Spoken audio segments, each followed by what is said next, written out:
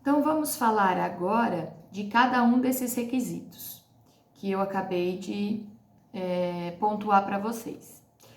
Nós temos, então, a chamada repartição constitucional de competências e de rendas.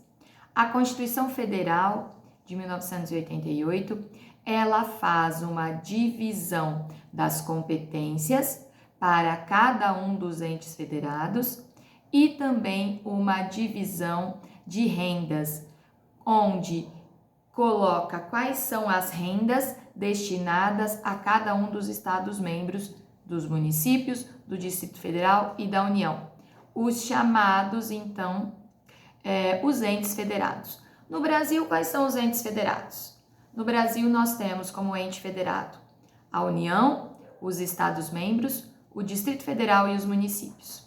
Na nossa Constituição, nós temos a divisão de competências para esses estados, para esses entes federados, e também temos a colocação e a inserção, a divisão de rendas para os estados federados.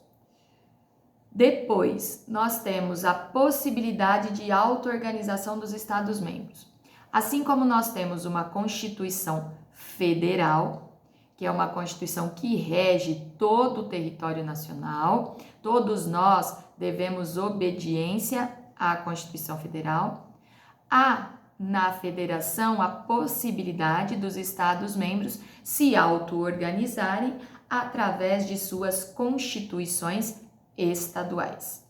Lembrando que a Constituição Estadual ela tem que ter simetria com a Constituição Federal, ou seja, ela regulamenta os assuntos pertinentes àquele Estado-membro, porém, não pode ser contrário ao que disciplina a Constituição Federal. Deve-se guardar a simetria pela Constituição Federal. A rigidez constitucional nós verificamos através da dificuldade de se fazer modificações na Constituição Federal. Vocês, no ano passado, estudaram as formas de Constituição, não era? Rígida, flexível, semiflexível. A nossa Constituição, ela é rígida, ou seja, ela possui um mecanismo dificultoso de modificação. A gente tem a modificação da Constituição através de emendas, só que essas emendas, para que elas possam ser aprovadas e inseridas na Constituição, elas precisam de votação em 2 turnos, com 3/5 de aprovação em cada um dos turnos, 2 turnos em cada casa do Congresso Nacional. Então, ela tem um processo mais rígido para a modificação da Constituição. Os Estados-membros não podem dissolver o vínculo. Há uma indissolubilidade do vínculo com a Federação. Ou seja, os Estados-membros não podem tentar se separar da Federação. A Constituição diz que existe ali uma união indissolúvel do vínculo. Existe a indissolubilidade deste vínculo. E o próprio artigo 1º da Constituição já diz isso, né? Já diz sobre isso, vamos pegar aqui a Constituição e falar o artigo 1º. O artigo 1º, ele fala assim: a República Federativa do Brasil, formada pela união indissolúvel dos estados e municípios e do Distrito Federal. Então, a gente tem aqui essa indissolubilidade.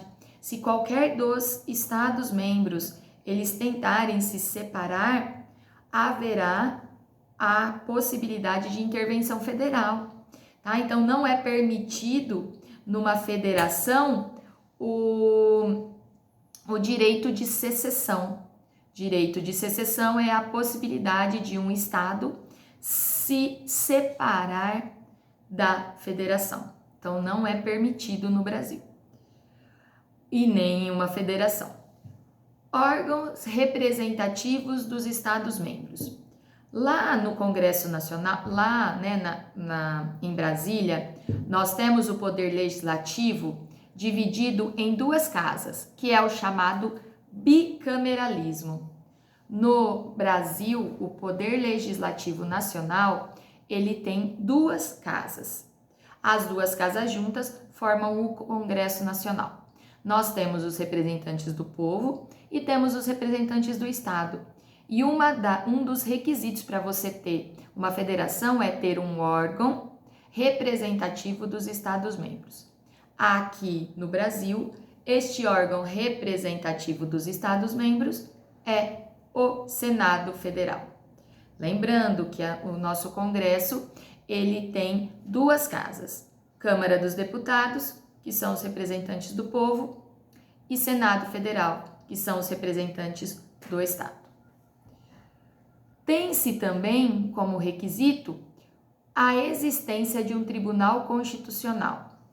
Quem é o guardião da Constituição? A quem no Brasil cabe guardar, resguardar para que a nossa Constituição possa ser aplicada e possa ser cumprida efetivamente. Este órgão, guardião da Constituição, é o Supremo Tribunal Federal. O Supremo Tribunal Federal é o órgão responsável por resguardar o cumprimento da Constituição. E a questão da intervenção nos Estados-membros. Como eu disse a vocês, a indissolubilidade do vínculo federativo. Caso um Estado tenha a intenção de segregar, ou seja, de se retirar da federação, se separar do Brasil, caso isso ocorra, haverá a intervenção federal neste Estado, tá? Então, se houver qualquer movimento de separação de um Estado-membro, qualquer situação de ameaça, haverá uma intervenção nesse Estado. E a intervenção, ela não ocorre só, ela ocorre nessa situação extrema, onde haverá ali uma necessidade, né, de ter uma intervenção, ou qualquer outra situação que nós tenhamos uma ameaça à segurança nacional, à situação de segurança nacional. Então, neste caso, a União, ela poderá intervir nos Estados-membros para que ocorra a estabilidade do sistema.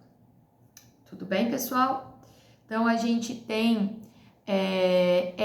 esses requisitos que, se você estiver com esses requisitos, certamente você está diante de um Estado federado.